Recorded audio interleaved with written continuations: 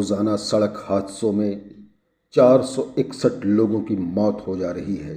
ये घोषित आंकड़े कन्फर्म आंकड़ों के मुताबिक 2022 में राष्ट्रीय राजमार्गों पर सबसे ज़्यादा सड़क दुर्घटनाएं तमिलनाडु में दर्ज की गई हैं। इसके बाद मध्य प्रदेश का नंबर आता है। यात्री अपनी जान भी गंवाते हैं या हादसों के शिकार हो जाते हैं।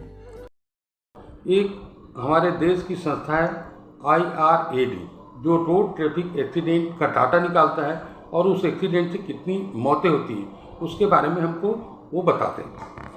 आपको जानकर ताज्जुब होगा कि भारतवर्ष में एक साल में 4,61,000 के करीब एक्सीडेंट होते हैं और इसमें जो डेथ होती है वो करीब 1,68,000 के करीब भारतवर्ष में डेथ हो जाती है। यदि हम अपने प्रदेश की बात करें, छत्तीसगढ़ की बात करें, तो छत्तीसगढ़ में पिछले वर्ष 2022-23 में, अभी हम 24 में, 2022-23 में 13,517 एक्सीडेंट हुए और उसमें जो डेथ की संख्या थी अनएक्सपेक्टेडली हमारे राष्ट्रीय जो आंकड़े हैं उससे कहीं ज़्यादा 6,269 डेथ हमारे एक्सीडेंट से हमारे राज्य में हुआ। और ये जो डेथ होती है, जो एक्सीडेंट से डेथ होती है, हमें सोचने की इसलिए ज़रूरत है कि ये हमारा एक्टिव पॉपुलेशन रहता है। इसमें यंग लोग रहते हैं जो रोड में मेहनत करते हैं, मजदूरी करते हैं, एक्टिव रहते हैं, ऐसे लोग होते हैं। इनका यदि लॉस होता है तो ये हमारे देश के लिए बहुत बड़ा लॉस होता है। इससे हमको कैसे बच सकते हैं, इस हमारे जो रिसोर्स है उसको हम कैसे बचा सकते हैं, इस पर सरकार को निश्चित रूप से ध्यान देना चाहिए। अब अपने लौट के आते हैं उसी मुद्दे पे कि दुर्घटना के मरीज को किस तरह से अस्पताल लेकर आना चाहिए। यदि कोई व्यक्ति दुर्घटनाग्रस्त हो गया, पिछले कुछ दिनों में हमारी सरकारें बहुत इसके लिए अवेयरनेस प्रोग्राम चला रही हैं। यहाँ तक कि हमारी अभी सरकार ने ये भी कहा है कि यदि कोई दुर्घटनाग्रस्त है, उसको यदि कोई व्यक्ति अस्पताल लेके जाता है तो उसे 5,000 रुपया इनाम के तौर पे दिया जाएगा। और ऐसी कई योजनाएं, कई नियम बनाए गए हैं कि जो दुर्घटनाग्रस्त मरीज को अस्पताल लेके आते हैं उनसे ज़्यादा पूछताछ न किया जाए, उनको ससम्मान इज्जत दी जाए और डॉक्टर भी बिना पुलिस कार्रवाई के मरीज की जान कैसे बचाई जाए इस पर पहले बात करें। बाद में जब वो रिलैक्स हो जाए, उनका पेशेंट सेटल हो जाए, तब वो पुलिस को इन्फॉर्म करें और पुलिसिया कार्रवाई करें। आपने जो प्रश्न पूछा कि यदि आहत व्यक्ति है उसको हम अस्पताल कैसे ले जाएँ, सबसे पहले आहत व्यक्ति को हमको ये देखना है कि वो सांस ले रहा है कि नहीं, उसकी हार्ट चल रही कि नहीं। सांस ले रहा है कि नहीं इसको सामान्य जन भी जान सकते हैं। नाक के सामने कॉटन रख सकते हैं, उंगली रख सकते हैं, जिससे आपको पता चल जाएगा कि व्यक्ति जीवित है कि नहीं जीवित है।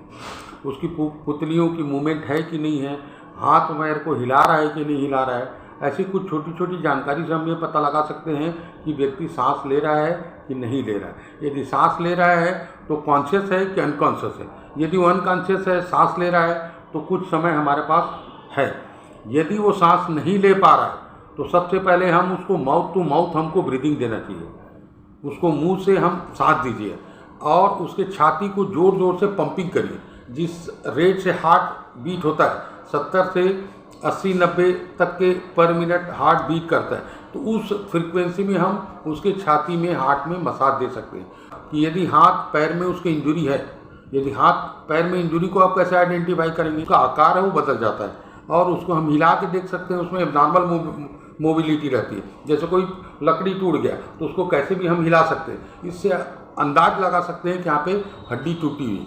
यदि उस हड्डी को हम किसी चीज़ से इमोबिलाइज कर देते हैं, कोई लकड़ी का बत्ता ले लेते हैं, कोई पुट्ठे का बत्ता ले लेते हैं, उससे जो भी मिले कपड़ा से या बैंडेज से बांध दे जिससे वो हिले ना। यदि ना हिलेगा तो नर्व, आर्टरी वगैरह को चोट नहीं पहुंचाएगा। निश्चित रूप से यदि टांग आदमी की टूट जाती है, हड्डी टूट जाता है, तो उसमें दो तरह का होता है। एक कंपाउंड फ्रैक्चर होता है, एक सिंपल फ्रैक्चर होता है।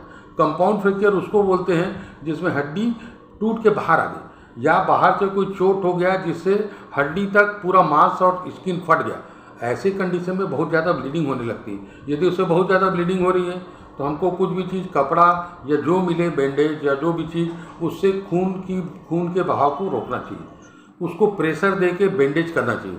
इसमें एक चीज़ बहुत महत्वपूर्ण रहता है, इतना भी टाइट नहीं बांधे कि उसकी वेस्कुलरिटी जो है कंप्रोमाइज़ हो जाए। यदि 20 मिनट से ज़्यादा वेस्कुलरिटी कम होगी, ख़त्म होगी, तो गेंग्रीन होने का डर रहता है, नेक्रोसिस होने का डर रहता है, हमको लिम्फ को कंप्रोमाइज़ करना पड़ सकता है। तो ऐसी कंडीशन में हमको उसको हल्का बैंडेज कर देना चाहिए।